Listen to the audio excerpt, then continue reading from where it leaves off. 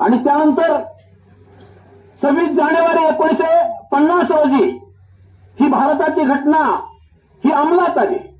आणि कारण तोपर्यंत हा कालावधी 47 पासून 50 पर्यंत हा जो कालावधी आहे भारतीय राज्यघटना तयार करण्याचा, हा या भारतातील विद्वानांनी डॉक्टर बाबासाहेब आंबेडकर असतील, डॉक्टर राजेंद्र प्रसाद असतील, अनेक अशा प्रकारचे तज्ञ व्यक्ती आणि यांनी अनेक देशांच्या घटनांचा अभ्यास केला. जसं कॅनडा आहे, संयुक्त संस्थाने आहे, त्यानंतर इंग्लंड आहे, फ्रान्स आहे, या देशांच्या घटनांचा अभ्यास केला आणि या सर्व या देशांच्या घटनांचा अभ्यास करून आपल्या भारताला जशा प्रकारची राज्यघटना आवश्यक आहे तशा प्रकारच्या तरतुदी असलेली भारतीय राज्यघटना ही तयार करण्याचं या घटना समितीनं ते निश्चित केलं. आणि तशा पद्धतीनं मसुदा समितीचे अध्यक्ष म्हणून डॉक्टर बाबासाहेब आंबेडकर हे होते, घटना समितीचे अध्यक्ष म्हणून डॉक्टर राजेंद्र प्रसाद हे होते. अशा या विद्वान व्यक्तींनी ही राज्यघटना ही तयार केलेली आहे. आणि मसुदा म्हणजे आपल्या देशासाठी आवश्यक असणारे कोणते मुद्दे या घटनेमध्ये घ्यायचे, हे मुख्य मुद्दे, कशा प्रकारची आपल्या देशाच्या घटनेची रचना असायला हवी, हे डॉक्टर बाबासाहेब आंबेडकरांनी तशा प्रकारचा हा मसुदा मांडला. आणि 395 कलम असलेली ही लिखित स्वरूपांची विस्तृत अशा प्रकारची ही राज्यघटना डॉक्टर बाबासाहेब आंबेडकर यांनी लिहून काढलेली आहे. समता, स्वातंत्र्य, बंधुता, कायद्यासमोर सर्व समान अशा प्रकारचं ध्येय असणारी ही राज्यघटना गेली 70 वर्ष झालं, 70-75 वर्ष झालं ही राज्यघटना आपल्या देशामध्ये अंमलामध्ये आहे. आणि हळूहळू जी काही विषमता होती, कारण कोणतीही गोष्ट एकदाच नष्ट होत नसते, हळूहळू या घटनेतील तरतुदीनुसार कायद्यासमोर सर्वांना समान अशा प्रकारची म्हणजे मानलं जात आहे. आणि म्हणून ही विषमता, कारण आपल्या देशामध्ये सामाजिक आर्थिक विषमता ही मोठ्या प्रमाणामध्ये ही होती. आणि ही समता, कायद्यासमोर सर्व समान, मग स्त्री असो, पुरुष असो, गरीब असो, श्रीमंत असो, कोणी असो, कायद्यासमोर हे सर्व समान, हे तत्व आपल्या भारतीय राज्यघटनेने भारताची लूट करते आहे, या भारताचं शोषण केलं जात आहे. आणि इंग्रज आपला देश आपला कसा प्रबळ होईल त्यांच्या हिताचं धोरण आखत आहेत. आणि म्हणून आपल्या देशामध्ये स्वातंत्र्य म्हणून आपल्या देशामध्ये लोकशाही प्रस्थापित झाली पाहिजे असं या तरुणांना वाटू लागलं. आणि यातूनच काही तरुणांनी, इंग्रजी शिकलेल्या तरुणांनी भारतीय राष्ट्रीय काँग्रेसची स्थापना केली. आणि भारतीय राष्ट्रीय काँग्रेसची स्थापना केल्यानंतर या काँग्रेसने हळूहळू जसजसं या संघटनेचा जोर वाढत होता तसतसं सुरुवातीला मवाळ धोरण स्वीकारलं.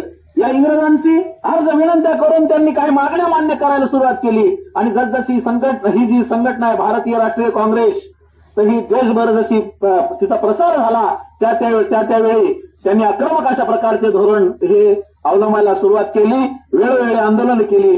सुरुवातीला गणेश आगरकर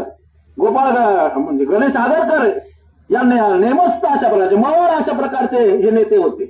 इंग्रजांशी मवाळ अशा प्रकारचं धोरण, समझोत्याचं धोरण म्हणून काही सुधारणा त्यांनी सुरुवातीला मिळवल्या. त्यानंतर लोकमान्य टिळकांच्या हाती नेतृत्व आलं आणि त्यांनी जहाल अशा प्रकारचं इंग्रजांना या देश सोडून जाण्याचं आणि या देशाला स्वातंत्र्य मिळवण्याचे वेगवेगळे आंदोलन त्यांनी ही सुरू केली.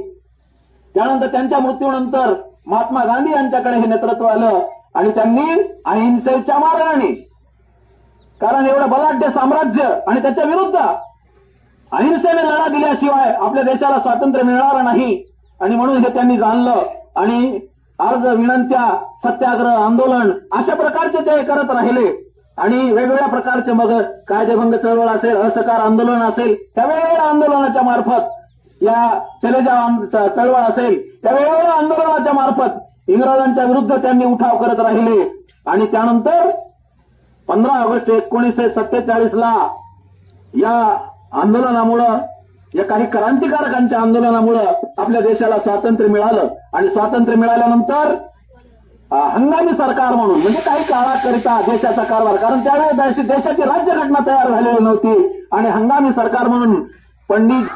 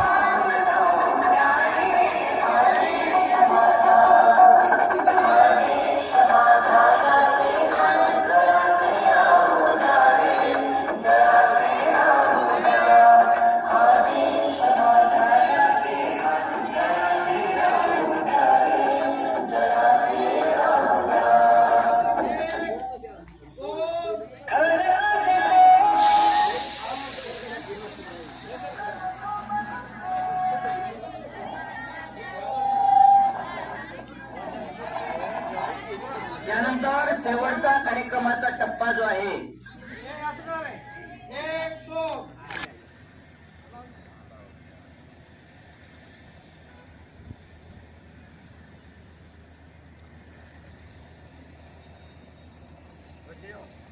करून कार्यक्रम यशस्वी केला त्याबद्दल मी संस्कृती विभागाच्या वतीनं त्यांचे आभार मानतो। या कार्यक्रमासाठी प्रमुख पाहुणे म्हणून उपस्थित असलेले आपल्या शाळेतील माजी मुख्याध्यापक आदरणीय मद्रे सर, तसेच आपले सहकारी मुख्याध्यापक माधवराव पाटील शाळेचे राठोड सर, आपल्या शाळेतील शिक्षक आदरणीय कांबळे सर यांनी या कार्यक्रमाला उपस्थित राहिले त्याबद्दल मी शाळेच्या वतीने त्यांचे मनपूर्वक आभार मानतो।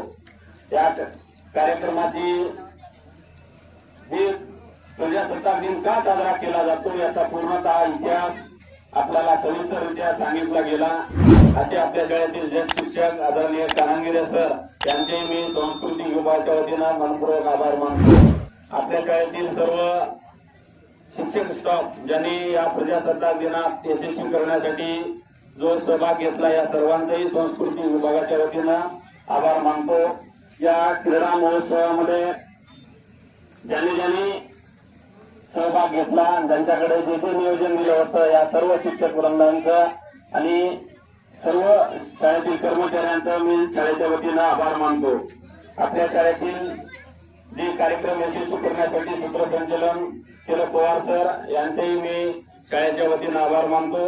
बक्षीस वितरणाचं सूत्रसंचलन आदरणीय पेंडकर सरांनी केलं, सुंदर असं बक्षीस वितरणाचं संचलन केलं त्याबद्दल पेंडकर सरांचेही मी शाळेच्या वतीनं आभार मानतो। ज्या ज्या विद्यार्थ्यांनी या क्रीडा महोत्सवामध्ये सहभाग घेतला या सर्वांचं अभिनंदन करतो। पहिल्या प्रथम जे हारले यांचं विशेष अभिनंदन करतो। ज्यांनी हारले म्हणून हे जिंकले, ज्यांनी हारलेच म्हणून हे जिंकलेले आहेत, ज्यांनी बक्षीस मिळालं या सर्वांचंही शाळेच्या वतीनं अभिनंदन करतो आणि आजचा हा कार्यक्रम इथं संपला असं मी जाहीर करतो। धन्यवाद।